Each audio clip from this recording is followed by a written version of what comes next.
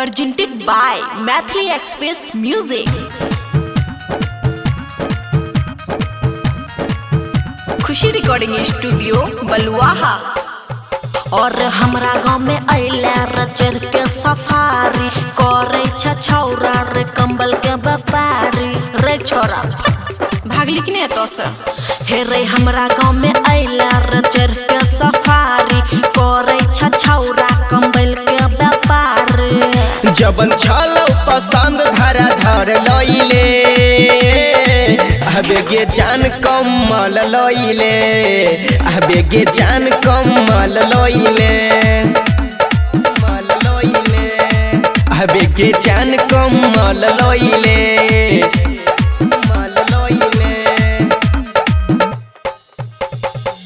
अबे गे जान कमल लइले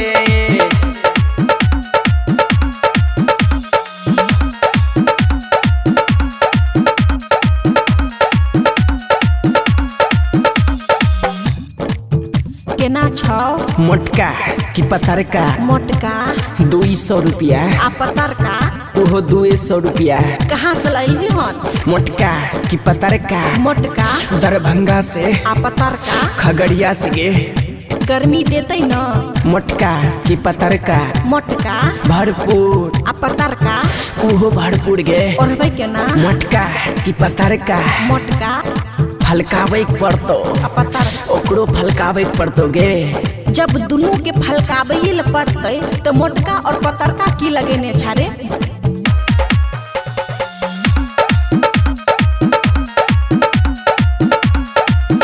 रे बेचैल आल छी बन के बेसरमी लागे छौ एकरा में तनियो नहीं गरमी एकरा के ओढ़ भी चार नहीं लगतौ सचो में के करो ई याद नहीं अतौ पूरा टेम्पू छो भरल जबन लइले अबे गे जान कमल लइले अबे गे जान कमल लइले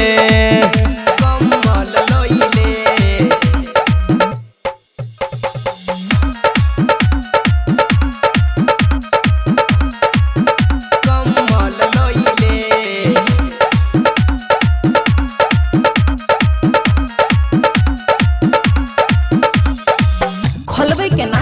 मोटका की पतरका मोटका चेन खोले पड़तो आ पतरका ओकरो चेन खोले पड़तो ओढ़बै कतो मोटका की पतरका अरे मोटका पलंग पर आ पतरका ओकरो पलंग पर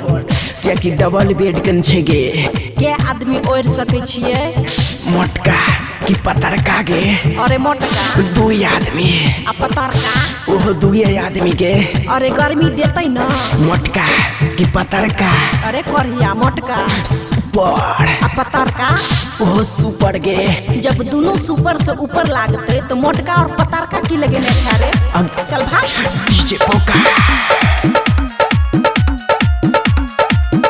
हेरे गर्मी नहीं पड़तो त अब पड़तो कंबल के पैसा लौटाब पड़तो रे छोरा फ्री में ला जाय छुकी फ्री में ला जाय छुकी हम बोहनी बनाई के हैं खुश कर दे मन रमकेश सती सकी सनम छो जान सचो कहै छियै को दर्जन लइले अबे गे जान कमल लइले